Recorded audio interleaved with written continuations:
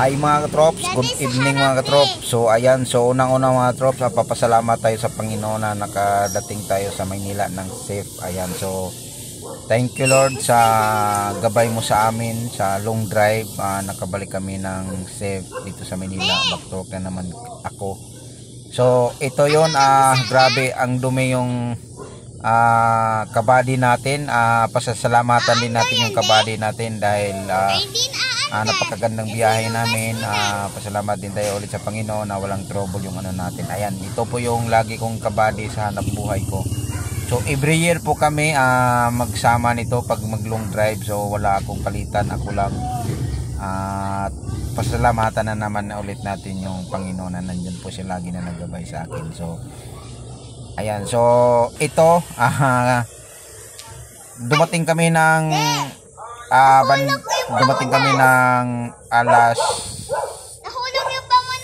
7 ng umaga. Nagpahinga muna ako dahil grabe nakakapagod talaga yung magbiyahe na ikaw lang, walang kang kapalit. So ngayon nililinisan natin yung sakyan natin. Galing kami sa simbahan pagkatapos ng simba kaya medyo gabi na. So home service to mga katrops. Home service. Self service pala. Kaya yun yung nangyari. Siyempre paliguan natin to dahil ang dumi. At saka napasabak tayo sa ulan init sa biyahe natin. So ayan, papaliguan natin to. Ikakarwas lang natin to. At saka unang-una madali lang naman to linisan dahil maliit siya. So tayo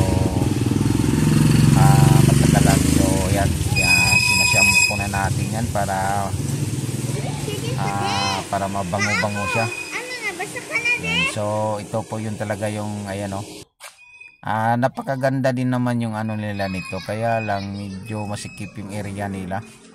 At saka yung tubig nila hindi nasa kalsada lang din. So mababasa ka talaga doon sa likod. Maraming tubig yan sa likod, naka-standby lang. Ayan, so ganito lang ako mga katrop sa buhay natin. Ayan so sinasabon natin yan. Ayan yung anak kong makulit. So abang-abangan nyo mga katrops dahil mayroon siyang kanta.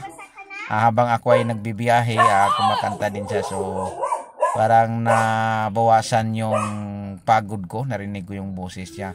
So papasalamat na naman tayo ulit sa Panginoon na mayroon tayong anak na magaling din. Hindi naman magaling, marunong lang din siyang kumanta. So ayan, para naman bigyan naman natin tong sasakyan natin para fresh na naman siya ulit dahil yung kabady natin dapat talaga nating alagaan kasi siya ang nagbigay sa atin kung saan tayo pupunta. Ayan mga trops. Ba't nakaganyan yung so yung sasakyan natin mga trops 8 years na yan sa servisyo natin, kabady natin yan. So may katagalan na rin siya pero kondisyon mga katrops. So tayo lang Liti to Manila, wala tayong kapalitan. So solo flight tayo yung natin, biyahe natin. Kaya medyo talaga nakakapagod, di katulad noon nung bago-bago pa na medyo maganda yung kalsada. Makapatakbo tayo ng sakto lang naman, hindi masyadong hindi mabagal. Pero sa ngayon doon banda sa May Samar, grabe, lalo na mahirap doon pag biyahe mga trops pag gabi dahil maliit yung sasakyan natin. Mabulaga ka sa mga lubak kasi gabi at saka hindi yung ilaw natin kasi mga katrops sa sasakyan natin original pa, hindi pa natin pinalitan ng malakas na ilaw. So kaya yun ang natin, hindi tayo makapatakbo ng lalo ng pagkakita. Pag umaga naman medyo okay lang din, makikita talaga natin.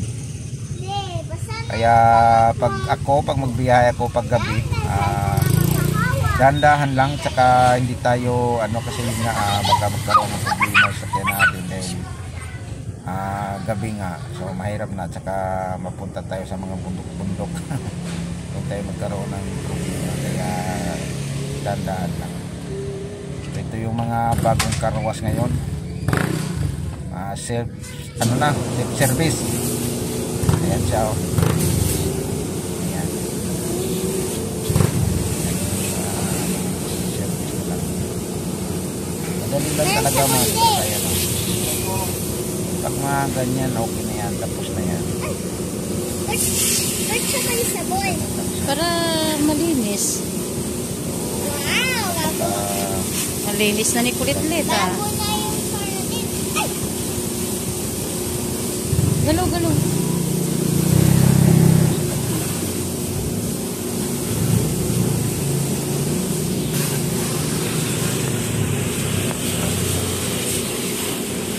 Saka maganda talaga mga kapos pag meron tayong mga pangkarwas talaga. Hindi na tayo mamulima sa Daddy! Sa salamin ng likod din. May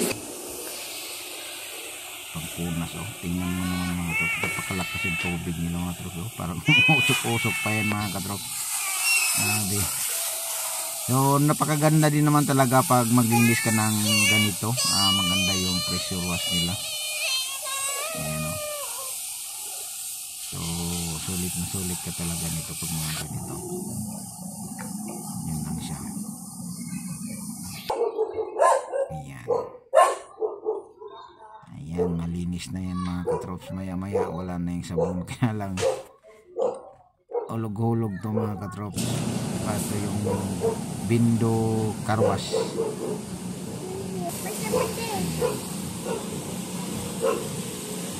Napit lang kasi yan sa aming tinitirahan mga katrops.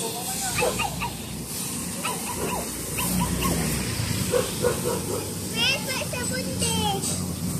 Hindi ko lang alam mga katrops kung magkano. Magtanong kaya tayo. Tatong Bindo Carwash.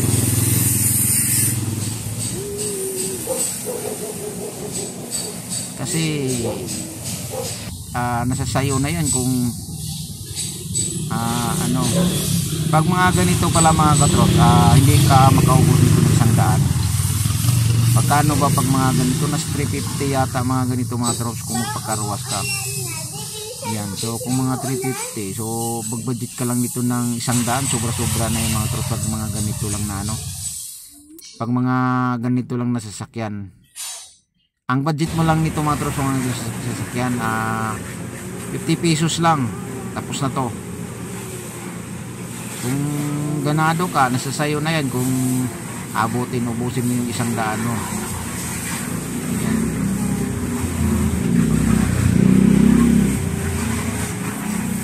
Pagka lang pagkadali.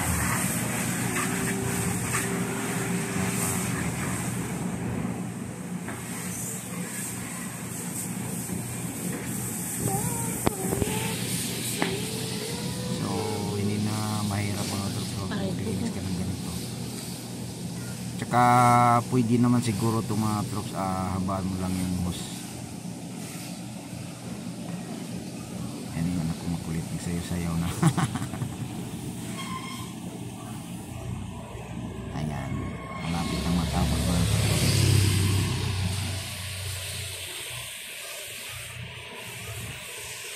Medyo mandilim mga trops. Thank you for watching mga trops, and God bless ating lahat. Bye bye.